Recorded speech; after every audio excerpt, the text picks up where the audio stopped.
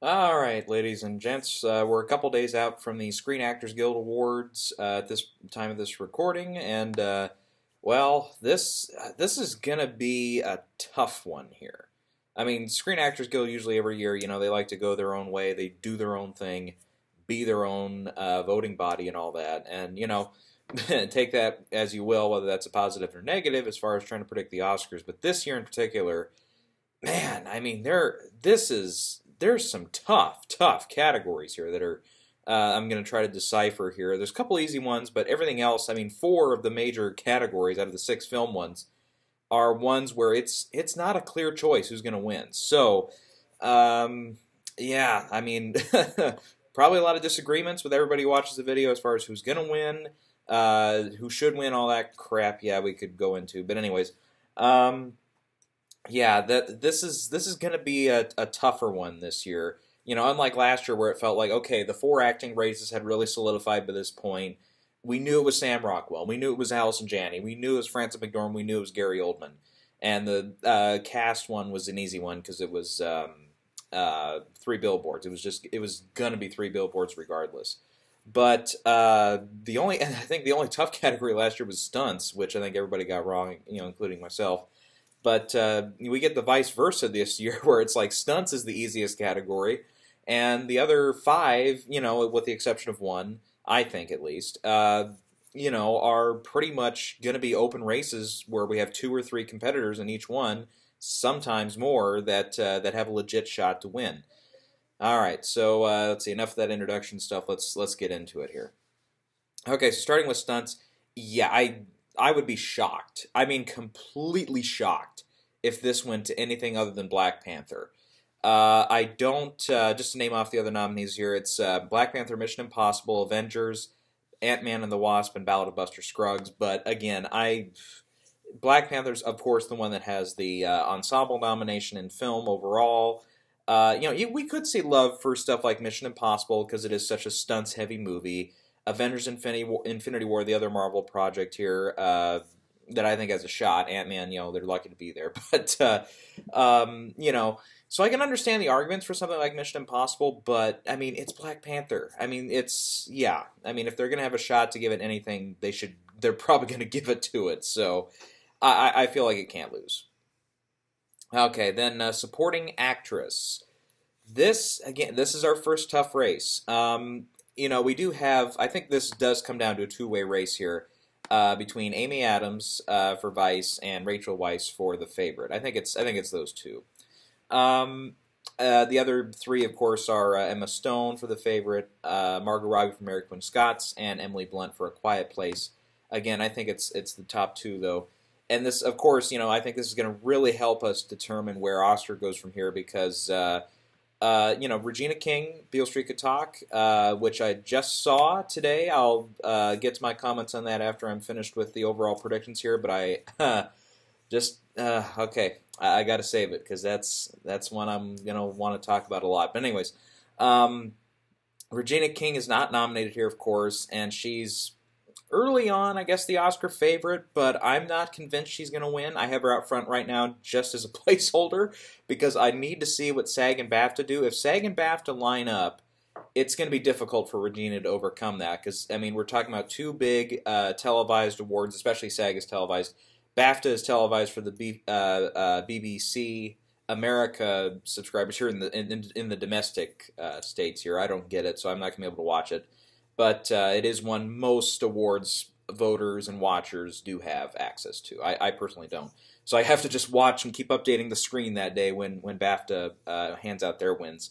But anyways, of course we've mentioned it. That's the Sylvester Stallone Creed thing, and it's also not going to help us and doesn't help her case that her two toughest competitors, Amy Adams and Rachel Weisz, both are up for films that are in Best Picture, in director, in screenplay. Even though, yeah, Beale Street is also in screenplay, but that's, the big thing is the other two films have the Best Picture nod, which is what Mark Rylance had for Bridge of Spies that helped him win, and of course he won at BAFTA as well. But anyways, so this is going to help us determine it, because if SAG goes to one and then BAFTA splits and goes something else, and that did happen with Mark Rylance. He still won only with the BAFTA win, but he was also like Amy Adams and Rachel Weisz, he was also consistently nominated everywhere, and he had his fair share of wins and nominations and acknowledgments from all the critics' prizes through the kind of winter and winter months there.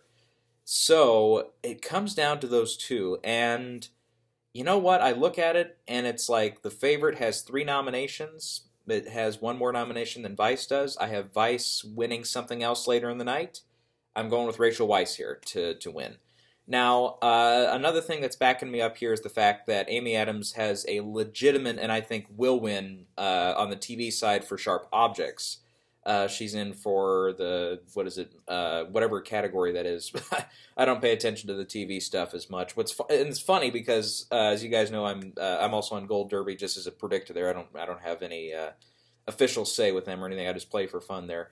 But I always do better, it seems, at these award shows like the Globes and stuff. When it's the TV stuff, I do better there than I do the film stuff, even though I focus on the film stuff. But anyways, because what happens most of the times, I pick someone early and then I just stick with them and I don't pay attention to their podcasts or their odds or anything, and I just say, okay, I'll pick that one early on, and they come through and win, and most of the time it's in upsets like that. But like Thandie Newton, when she won at the Emmys last year, I picked her early on, and I'm like, they're going to want to get, since it did so well at nomination stage, and I don't even watch the show Westworld or anything, but I was like, they'll pick Thandie Newton, and sure enough, she won, and arguably one of the biggest upsets at last year's Emmys. But anyways, back to the SAGs here for this year. Yeah, I think what helps Rachel Weisz is the fact that she is in a movie that has more nominations, one that arguably should have been included in the list of ensemble nominees, and the fact that they kind of oversighted that. I think they're going to want to give The Favorite something, and it's not a guarantee that Olivia Colman wins for actress, so I think I'm going to pick Rachel Weisz here. And, obviously the smart money is probably on Amy Adams because she has, for the Oscar narrative, she has more of a, makeup win, she would go 0 for 6 if she doesn't win this year at the Oscars. Yeah, so that's an argument to be made there, sure, and it's, like I said, that's a tougher cat. It's one of those two, but yeah, I'm picking Rachel there. Okay, for supporting actor, I'm going to stick with Mahershala on this one. Now, I do feel, though, Mahershala, early on my argument for why he wouldn't win the Oscar was just because he had just won a couple years ago, but, Richard E. Grant, who I thought was his biggest competitor there, he's really, especially the televised stuff, he just hasn't come through. So, I just think SAG's going to follow suit, and they're going to pick Mahershala, and plus it really helps that Green Book has a shot at Best Picture. It's definitely in the top contenders there. It's also, like The Favorite, one that was oversighted for ensemble, so they feel like if they have to give Green Book something, this is really the place to give it to. I don't think they're going to go with Vigo and lead actor. And if you want to talk, as this film, whenever it's mentioned this year, you got to talk about the controversies too. The fact that Nick Vallelonga, his tweet was anti-Muslim. The fact that Mahershala is a Muslim, I think, also helps for some support there. So yeah, I feel like it's Mahershala here. However, if Richard E. Grant does win here, then he has a chance. He could also win at BAFTA, but Mahershala does have an IOU at BAFTA. He lost The Year of Moonlight, so Mahershala could still come back and win there. That makes this race 100% more interesting, but I feel like it's going to be Mahershala here. Okay, lead actress. This is a 3-way race, totally is. You got Glenn Close, Lady Gaga, and Olivia Colman. And, they all have their separate arguments. With the exception of Gaga, the other two, Glenn Close and Olivia Colman, both have a lot of work on the TV side. Glenn Close, of course, a legendary career with film stuff, going back, of course, to the 80s and so on. Olivia Colman really made her bones on stuff like, I mentioned it a couple times, the one miniseries she did, the Night Manager, I think was the one. Yeah. I think she won a Globe for that and stuff. She might have won the SAG too, but yeah.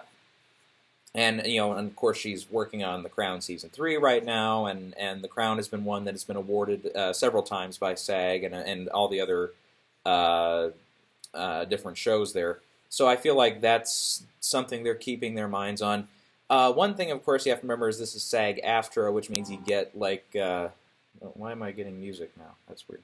Anyways, so sometimes you get, like, some voters who are from the radio and from television. You get meteorologists, and you get The people on the Today Show, and you get, all sorts of people are included in SAG-AFTRA who can vote. Not all of them meet the requirements, and some of them don't, follow procedures and all that. They have the ability to vote if they follow all the proceedings, but not all of them do. A lot of those radio personalities I can see definitely voting for Lady Gaga, so she definitely has a shot there. And again, if Rachel Weisz does lose for supporting actress, they still feel like they have to give the favorite something. If they are lined up, they're like, nope, we're going to give it to Amy for Vice. Then yeah, I think Olivia Colman comes through. And then you've got, and she did win the Globe for Comedy Musical, so she's got that on her side. Gaga tied for Glenn Close for Best Actress at the Critics' Choice, so she's got a win already. Of course, as I mentioned, Glenn Close had that tie for Best Actress at the Critics' Choice and the Globe for Drama for The Wife. So there is very much a split among the industry precursors already. But for whom am I going to predict? It's Glenn Close. I think it's Glenn Close here. Yeah. I feel like all the momentum right now is on her side. I think whoever wins this one on Sunday takes the Oscar. I feel like there is a very significant overlap between SAG and Oscar voters. I just feel like, to give Glenn Close that Oscar and not make her go 0 for 7 and make history, I think they're thinking that. I also think just for me personally, my personal taste, I think Olivia Colman is, let's see, who else is nominated in this category? Actually, I was going to name that off, too. The other two are Melissa McCarthy for Can You Ever Forgive Me and Emily Blunt for Mary Poppins Returns. My personal vote here would probably be Olivia Colman for the favorite. She's one of my favorite parts of that movie. I liked The Wife, enough to recommend it, and I think Glenn Close does a really good job in it, but I don't think it's quite one of her best performances. There's a lot of stuff that she's done in her career, a lot of different movies, but that's one that doesn't stick out to me as her absolute best. As I've mentioned several times through the year here, Lady Gaga, she hits her marks, she gets her lines, but I personally was nowhere close to as blown away as everybody else was with her performance in Star Is Born, so especially if she wins, I'm going to feel a little deflated there. Especially had to see a performance like that take down Glenn Close, who's who would go 0 for 7 at the Oscar. I'm not going to be a very happy camper if that happens. But I'm here to predict him. I'm not here to make death threats or anything. I'm not going to be that stupid. But yeah, I am predicting Glenn Close to win on Sunday. Okay, Best Actor. This and Ensemble are the two hardest to pin down categories. And you could argue, yeah, Best Actress, too. I also have that one as a three-way race, and Best Actor, I think, is a three-way race totally. But it's actually, I think, Best Actress, and, well, they're about even keel here, because you've got two big competitors fighting it out, and one who could come through if it's a lot of split voting going on. For Best Actor, I think the split voting thing, the argument goes, of course, for Olivia Colman. For Best Actor, I think this really is going to come down to Christian Bale and Rami Malek. With Bradley Cooper maybe having a shot, with the vote splitting there. But, okay, so here's the thing. So I think Vice is one. We saw it come through really strong at the Oscars there, of course. And again, remember, as far as I know, the deadline for voting on this for the SAG wins was after the nominations, was before the nominations at the Oscars were announced. So whoever, everybody who voted on this didn't know who was going to make it in at the Oscars and so on. I feel like there's, Vice is one, critics have been very split on it. I personally, myself, liked parts of it, was not really impressed with other parts of it, was kind of bored during some of it, was really entertained by other parts of it. So I was really split down the middle, and I still recommended it. But the actors, I think, have gotten behind this movie, especially with getting Sam Rockwell in at the Oscars, and he did miss here at SAG. Definitely Christian Bale and Amy Adams are two very popular actors, who traditionally get in when they're up for stuff. Amy, of course, Arrival was a big miss for her at the Oscars, but she got in everywhere else. And Christian Bale, practically every time he's got a movie out, except for Hostels last year, he gets in. Like especially Big Short, which is something I didn't get the hubbub about his performance in that, but still he got in. So yeah, that's that's a thing, and I think there's a lot of people who are a fan of Adam McKay as well. Now, I think that does extend into the SAG voting body. I kind of gave it away earlier. Yeah, I think Christian Bale takes it, but I would really be worried about Rami Malek though, because and I mentioned this. After Critics' Choice. I just mentioned it in the comments section, but I can't remember if I've mentioned it on camera yet. But right now, Christian Bale's in the same spot that Michael Keaton was 4 years ago for Birdman. He won the Globe for Comedy Musical, won both the Comedy Actor Award and Best Actor at the Critics' Choice, and then all of a sudden, here comes Eddie Redmayne in Theory of Everything at SAG, takes it. He's a younger competitor, plays a real person, which actually that argument kind of, you get a little bit of a, you got to make some twists and turns here because both Rami and Christian play real people here. And Eddie Redmayne was also one, he was, popular actor at, among the British, so he won at BAFTA, of course, in a film that did better at BAFTA than Birdman did, I think. Or they won... Yeah, because Birdman only won for cinematography, that's right. Theory of Everything won a couple, including British film, which I'm still upset about because that movie was not great. But anyways, yeah, so I feel like, Bohemian overall, I think, has the same number or more nominations than Vice does, I think, at BAFTA. So that's also something to keep in mind, is that Christian Bale, even if he wins at SAG here, which I have predicted to go down, he could still lose BAFTA. I mean, it's not a guarantee, and he's actually never won at BAFTA either, so he's got an IOU over there. Of course, Rami Malek, like I mentioned, he's in a pretty, not only popular film among the, the various voting bodies and stuff, including 5 nominations at the Oscars, but, I mean, at the box office, too. I mean, clearing, I think it's up to $800 million now, or vastly approaching that. Actually, I can double-check that, because as of today, it might have crossed it, actually, but, yes, it has passed 800 million now. I mean, I had a good feeling that it was going to be 300 million plus, but 800 million? Jiminy Christmas, that's a popular movie. But anyways, so what I was getting to before was, the vote splitting, too, with Bradley Cooper is definitely a possibility, and, I think the only way he can win at the Oscars for Best Actor is off of sympathy votes, of course, for not getting in for directing at the Oscars, but... I think SAG, of course, if I'm right, because I've tried to look it up, but I can't find the official date for when SAG ballots were due, but I believe it was, again, before Oscar nominations were out. If it had been after Oscar nominations were out, there could have been a thing where SAG voters said, well, we can give it to Bradley here because, he didn't get that nomination at the Oscars for director. We really like him in the movie, and we like the movie itself, so... let's give it to him. But I feel like if he does win, it's just going to be on the merit of him as a performer / director for the film with the SAG voters. So, and I think a win at SAG for him definitely shows, okay, this race is definitely not over. I think if it is Christian Bale on Sunday, I get the feeling that the race is over. Especially then if Christian goes on to win a BAFTA, then it's totally done. But yeah, Rami Malek, again, is one I would look out for here. Again, he plays he's a younger actor, plays a very, more celebrated famous person than Christian Bale certainly does. Bale has the transformative role, great performance in my mind, at least. I think that's the way they're going to go, but it's like, yeah, there is, of course, transformations and different looks and everything to Rami Malek's performance in Bohemian Rhapsody. So there's, it's a tight match. I think it definitely is. And one of the most important parts for Rami, though, is that his film, Bohemian Rhapsody, is up for ensemble. So, I think that, helps his corner. But, again, it's Bohemian Rhapsody, and especially this week. And again, this whole point is moot because this was after the ballots were due. But it's not good that Bryan Singer again gets hit with more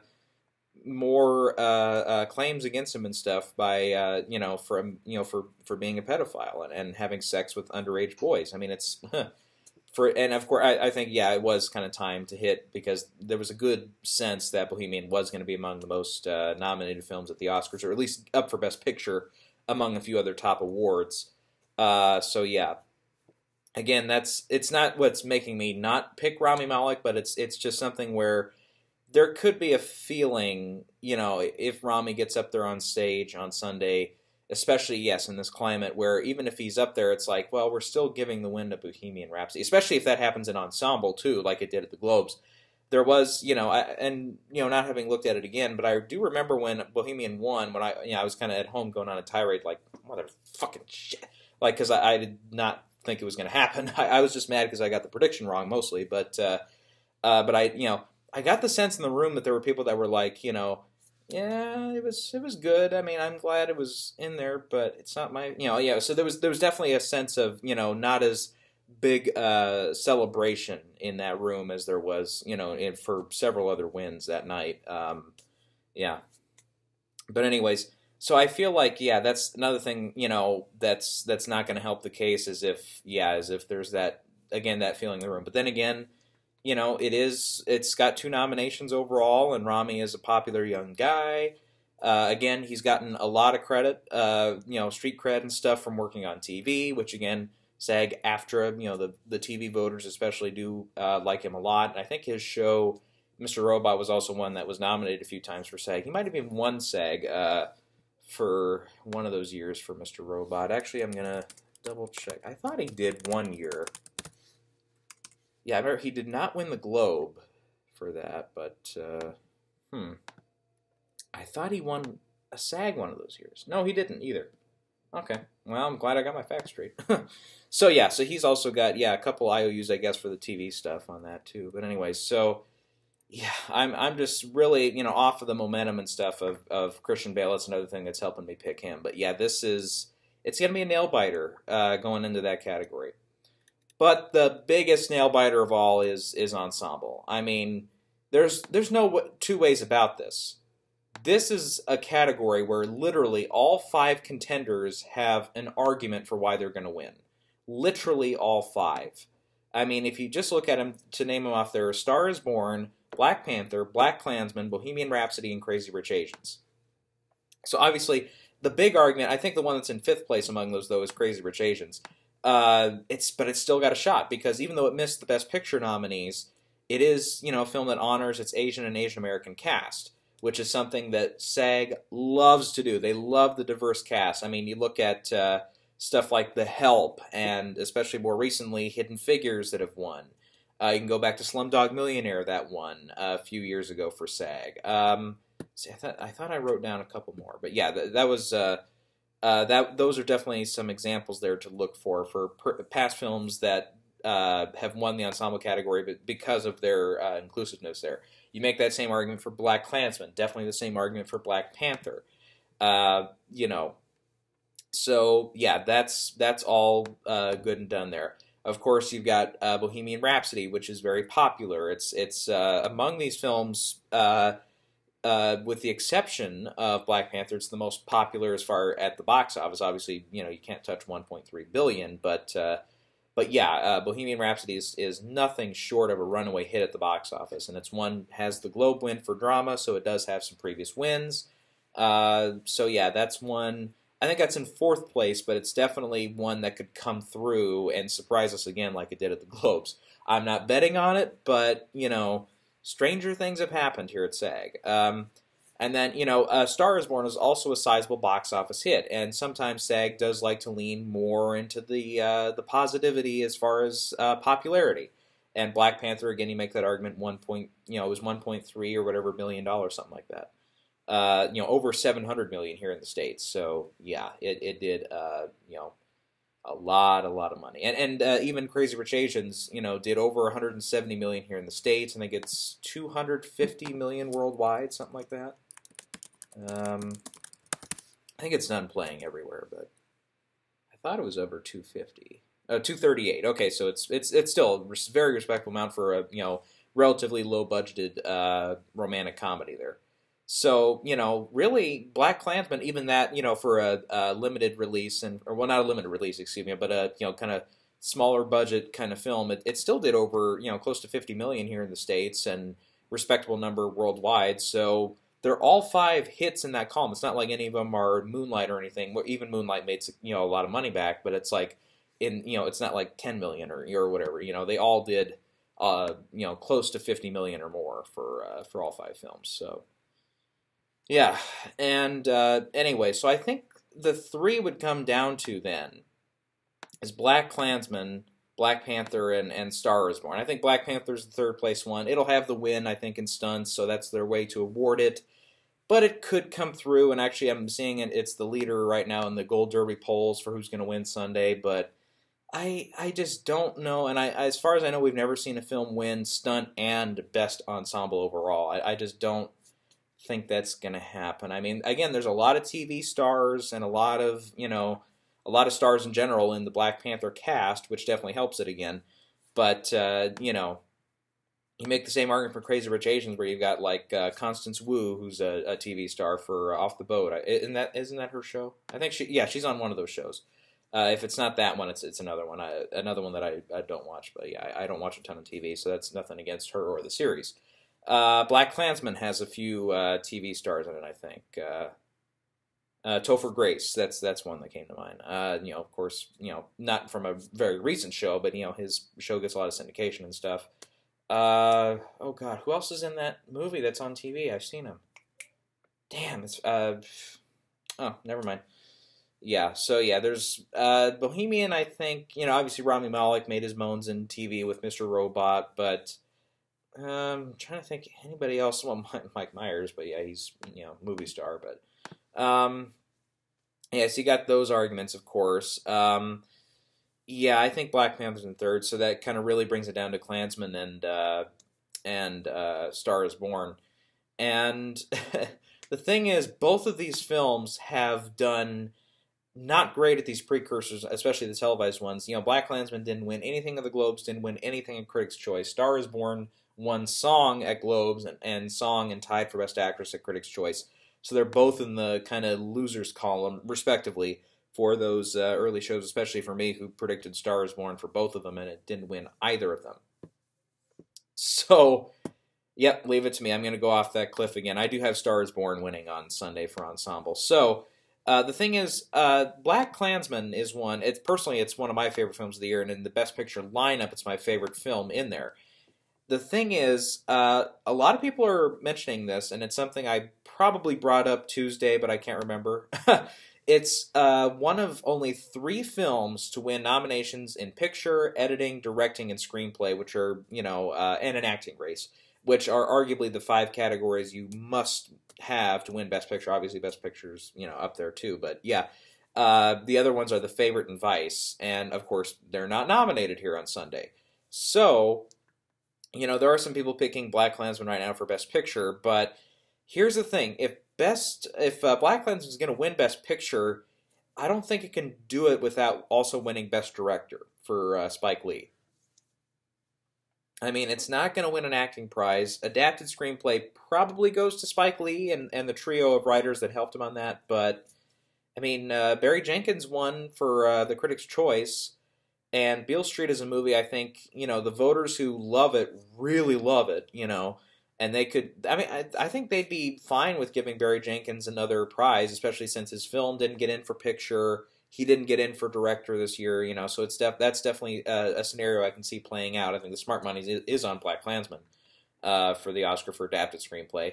It can possibly win editing. I mean, you have to look at stuff like that. I mean, it's not a movie, that's going to win a bunch of Oscars. It's like, it can pull out, I think, at the most, film editing, adapted screenplay, director, picture, which would be 4, which is what Shape of Water did last year. Not those same categories, but, you get what I mean, the same number of wins. But again, Spike Lee is not exactly out front for that directing prize, though. You got to have, it's Quran, I think, is out front right now. It's Spike Lee has to win at DGA. If he doesn't win at DGA, then yeah, I think that movie's shot at Best Picture is kaput. I don't see it winning editing, picture, screenplay the same way that Argo did. That had a totally different narrative, and that one also, I think it felt like that one was not, it wasn't going to lose editing. Screenplay was up between that and Lincoln, but it, by the end of it, it felt like it was going to be Argo. And picture, it had won PGA, it had won the Globe for Drama, it had won Critics' Choice, it won at SAG for Ensemble. So that's a totally different scenario there. And right now, I look at it, Black Klansman here at SAG, it's one of the more nominated films. It is 2 individual nominations and then also up for ensemble. But I'm not sensing a wide array of love for the film, though, especially among the actors. Because look at how it did at the Oscars. It got Adam Driver in, but John David Washington missed. I feel like if he had gotten in, I definitely would give more credence to that argument and to the people that are voting for Black Klansman to win here on Sunday. But I just can't. I'm not confident enough to put my chips in on it. I'm not. I mean, if it does win, I think definitely throws a wrench in to the argument of who's going to win Best Picture, and it's definitely something where it's like, okay, well, if it also wins DGA, then we've got a totally different race. Because Black Klansman also did very well at BAFTA. It's in for picture, director. It's in for supporting actor. It's also in for screenplay over there and music. I do not think it's in for editing over there, which is, that's kind of troublesome. But anyways, I think it had 5 nominations over there. So it's still, I mean, for me, I didn't think it was going to score a Best Picture nomination over there, or Best Film is their classification. But it did better than I thought it would over there. So that's definitely something, like we saw Moonlight, even without the directing nomination and with 0 wins at BAFTA, that still came through. But again, different circumstances. But I feel like I'm just going to pick Star is Born by default just because it's the most nominated film this year.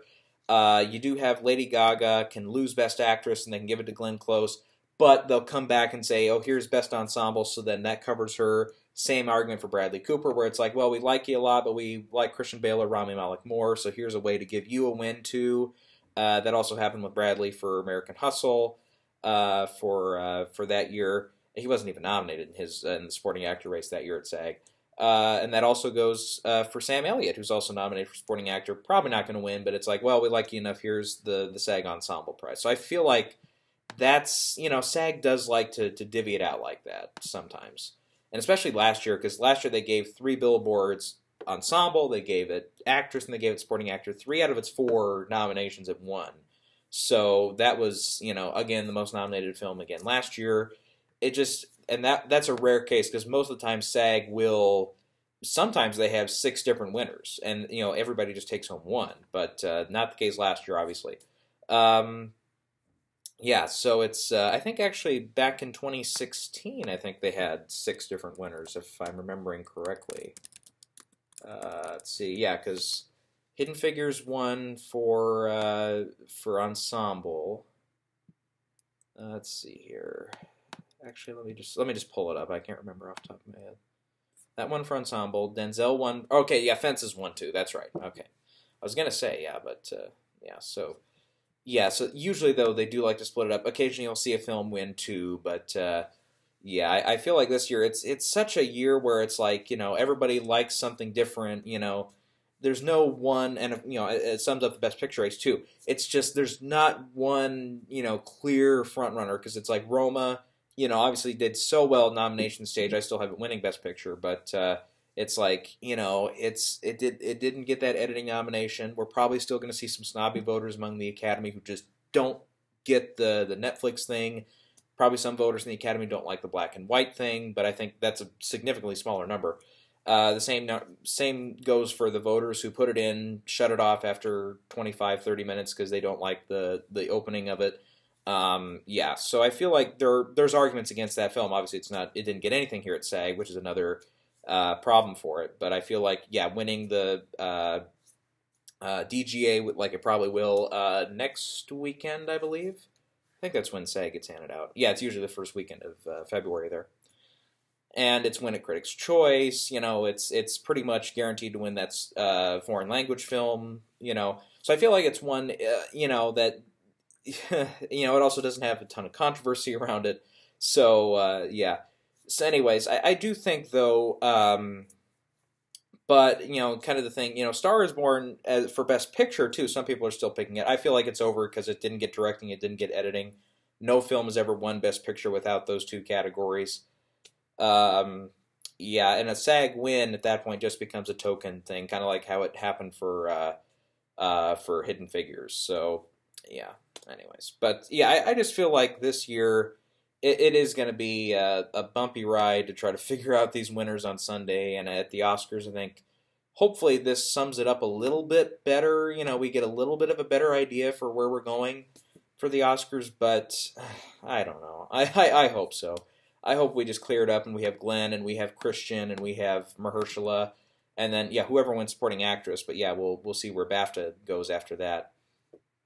Anyway, so yeah, so that's where I'm heading at right now. Is Star is Born for ensemble, Glenn Close, Christian Bale, Mahershala Ali, Rachel Weisz, and Black Panther for stunts. That's my overall predictions. Okay, so really quick, finally, Beale Street landed in my local area. I was finally able to see it, and okay, let me just put it this way.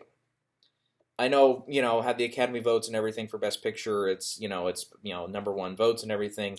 The Academy should be ashamed of themselves for not putting this movie in their Best Picture lineup. This is far and away one of the best films of the year. I mean, I mean, you guys know if you've been through with me through the past few years here. Moonlight was one I admired the film, but I didn't flat out love it. I had problems with it. This is 100 times better. I'm exaggerating, of course, but I like this a lot more than Moonlight. Whereas Moonlight, I felt, was not a film that really dragged me in, not one that sucked me in. This one did. This one, right from the beginning, I was just like, okay, who are the... Okay, these characters are really great. These characters are really fun. These are characters I want to follow around for the next 2 hours. And it did. It sucked me right in. All of the performances are terrific. Kiki Lane is incredible. Oh, shoot, I forgot his name already. Damn it. The guy who plays Franny, I think is how they pronounce his name. I couldn't tell if it was Ronnie or Franny, so I need to Wikipedia that to see what his official name was. Stefan James, I think is how he pronounces it. It's either Stefan or Stefan James. Incredible for him, too. I didn't see him in anything. I know he's been circled around the, what was it called? Homecoming, the Amazon series he did. But I'm very much looking forward to what else he can do career-wise. Really, whether it's TV or film, doesn't matter. I mean, he did a great job in this. Regina King, all hail Regina King.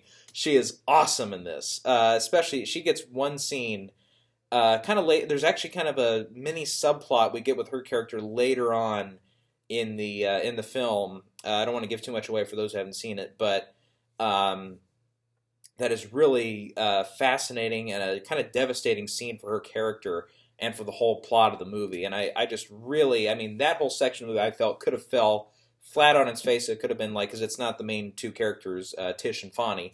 Like, it is Fonny. Okay. Kiki Lane and Stephen James. It's not those two characters, so, even though I really liked Regina's stuff, I mean, especially, she gets one, I mean, I think everybody else has talked about it already, one big powerhouse scene, kind of in the first act, where the parents of Fonny figure out that, yes, they're going to be grandparents and stuff. That whole scene was incredible. Awesome. I mean, just from the acting to the execution to the editing of it, I mean, I was like, damn! I mean, it was very much, and not saying my favorite part, but I thought the most effective part of Moonlight was the closing of that second story where, I can't remember the character's name, but the main boy in Moonlight, his, it's going to come to me later, but anyways, where he comes back to the school after he got beat up by his friend and by the other bullies, comes back, takes that chair, wham! Knocks the bully out. I mean, that scene, I got a bigger, not rush, but, that was the biggest kind of motion I got from any scene of any movie that year. I mean, I'll give Moonlight that. But this scene, I feel like, I don't know, because it's not as early, it's not as late in the film as that one is, but it's like that same, kind of adrenaline rush that hits you with that scene came in that scene. I'm not going to give it away, but there's a similar kind of setup there that, I mean, totally got me like, okay, this is awesome. I love this movie. And I said it multiple times the year of Moonlight and afterwards, I was like, Barry Jenkins is a talented filmmaker. I said, this is a guy we should definitely be watching. I'm like, again, for Best Director, why was he not in? Terrific job. For that matter, why was James Laxton, his cinematography here? Some of the best of the year. I mean, and Roma. I mean, good God, a lot of cinematography A-plus efforts there. I mean, all the long takes and everything, yes. I mean, I think he should definitely win that. But why Laxton wasn't nominated is shameful. I've seen that a lot. There's been a lot of movies this year that do a lot of long takes. In fact, one that I am shocked is not getting as much attention, just to walk away from Beale Street for a second here, to leave Beale Street for a second and come back, it's a film that not nobody, but a lot of people didn't see, and that's Bad Times at El Royale. There's one shot in that film, I don't think I'll give too much away here, but where we follow a character for, I think it has to be over 4.5 minutes. It's just one shot of one character who kind of goes underground and figures something out. I don't want to give too much else away. But we follow him as he goes around here for it has to be 4.5 minutes plus. It's probably closer to 5 minutes, but it's like a 5-minute shot. And he just goes up and down, figures, kind of piecing everything together. And it's, that's one film I think that's been really undercited this year. It's one of my favorites of the year, too. Not as good as Beale Street, but definitely a good film. That's another thing I mean, the score was terrific. It's definitely one, I think if it wins, it's a well-earned win for the film, definitely. If Regina wins, I'll be totally happy there. That's probably one of my favorite nominees in that category. And then again, you get the combo though, Rachel Weisz and Emma Stone in The Favorite. Both of them are terrific. I think Regina, gets some of the more powerful moments, though, so that's a tough call for my personal preference or who my favorite performance is in that category, but yeah, Regina kicks ass in this. She's awesome. Brian Tyree Henry shows up for a second, well, not a second, but he gets a couple of pretty good scenes there. His character, I thought, it's a small part, it's not the biggest, he's not the biggest character in the film, but his part kind of was the only part of the film I was actually kind of, his performance was good, but I just felt that scene almost could have been cut. You almost could have stayed away from that and just done something else. But I think it did, it definitely gives you a side of the Fonny character where it's like, okay, so you get to where, yeah, he's a guy that does have friends who are not exactly the best people around. They're good guys in person and everything, but they've got records, And I thought all the stuff with the main storyline about his being, falsely accused and everything was not a fun one to follow, but it was an interesting story to tell, and I think it lines up with the book. I haven't read the book or anything, but I think it was definitely something where it's like, yeah, you definitely rooted for him, and you wooed on the bad guys and everything, and yeah, I mean, that whole storyline was great. Again, yeah, the whole plot line that happens later on with Regina is very, very good, but, yeah. Anyway, so yeah, I loved it. I mean, 10 out of 10. It's one of the best films of the year. I mean, really, yeah, the only thing that I didn't really care for it much was that scene with, Brian Tyree Henry, because it is such not out of left field scene, but it's just one where it's like, okay. And then the other thing, it's not a negative, but, the scene where, Dave Franco shows up was a little it was a little distracting, so I'm like, that's just Dave Franco, but yeah, anyways, but yeah, that part of the movie was still pretty good though and everything, but yeah, so I liked all the performances were really great. Again, I want to highlight well, obviously Regina King, obviously, but Kiki Lane and Stephen James do very good. I was again very much involved with their characters. I wanted to follow these characters. I almost want to see a sequel to this later on. I don't know if there is an actual spiritual sequel or anything to the book, but it's like, I want to see where these characters end up, 5-10 years later.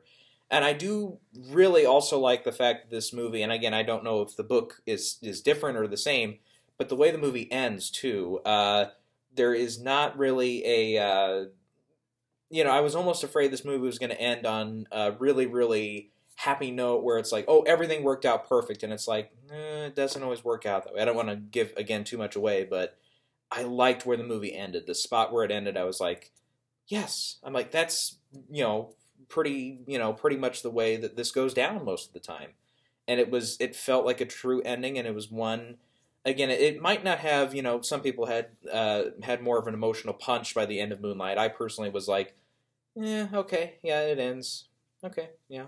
I wasn't as involved by the end of Moonlight's story as much as I was in this. This I was definitely very much involved in. So again, why this movie is not in the Best Picture lineup is beyond me. Yeah. This should have been in. This should have been in. This is a great film. Also, one thing, I don't want to give too much of my personal life away here, but there is one thing, and maybe this is maybe why I liked it a little more than some people did, but the main storyline that happens here with the pregnancy with, a guy that's, somebody who other people are disapproving of, and, the parents of the guy don't really like the family of the girl and everything. That's something that's happened in my personal life, not with me, but with somebody I know, where I've kind of been from the outside looking in on a certain situation like that has been going on for the past, I would say the last 12, 13 months or so. So, or if not a little bit more than that. So there was definitely some moments here and there that just hit me too personally, where I was like, "Yep, been there." Done that. So it was maybe that's another reason why I like this one more than Moonlight 2, was just hit me on a more personal level, because the storyline was something that I've not seen 100% play out, but there were a couple things where I'm like, yep, I've seen how that goes down. Yep, that's the way it goes sometimes. So yeah, so that's again, I don't want to give you guys don't care about me outside of who I predict and stuff, but it's like, that's maybe part of the reason why I like this movie a lot more than I did with Moonlight. Yeah, this is definitely one I'm going to go back and see again. When it comes out on Blu-ray, DVD, and all that, I'll be sure to buy it. And, yeah, definitely will be watching it through the years here. It's a great film. Okay, all right, so that's, I think that's all I got for you guys today. We're going to see how Sunday goes down. I will be recording as soon as the SAGs are over on Sunday, and we will see how well I did or how poorly I did, and we'll go from there for the Oscar race. All right, thanks for sticking with me, guys, and we will catch you later.